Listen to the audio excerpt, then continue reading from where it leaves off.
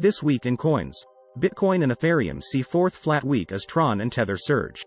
It was the fourth consecutive week of flat prices. A generally slow news cycle meant that market leaders Bitcoin and Ethereum remained where they were last weekend. Bitcoin depreciated a nominal 0.5% and currently trades at $26,815, while Ethereum rose 1% over the 7 days and now enters the weekend at $1,829. On Monday, an AI-generated photo depicting a fabricated explosion at the Pentagon briefly caused a sell-off in stocks and Bitcoin. Markets were decidedly flat across the board, with no top 30 cryptocurrency posting significant gains except TRON, which rallied 8% to $0.0767778.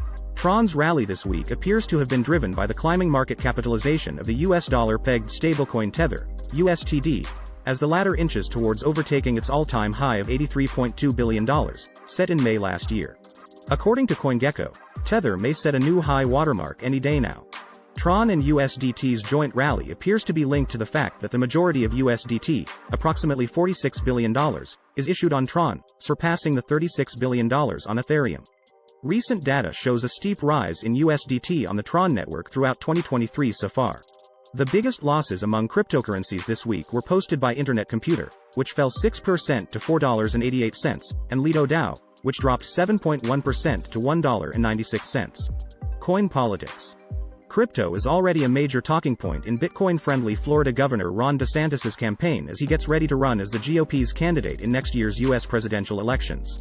DeSantis headlined an otherwise disastrous Twitter Spaces the day he announced his candidacy and told his host, Twitter, Tesla CEO Elon Musk, that Biden's administration has it out for Bitcoin, and if it continues for another 4 years, they'll probably end up killing it.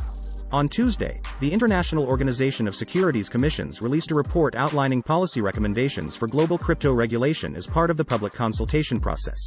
In a nod to the fall of FTX, the IOSCO recommendations warn regulators about crypto companies combining certain functions in a single legal entity or group of affiliated entities, such as one entity running exchanges, trading firms, and custody businesses under one roof.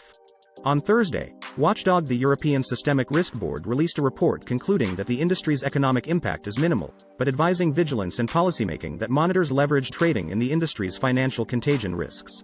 That same day, the European Securities and Markets Authority and national competent authorities issued a statement saying that cryptocurrencies must be clearly labeled as unregulated and both investors and investment firms should understand the financial risks involved in trading them.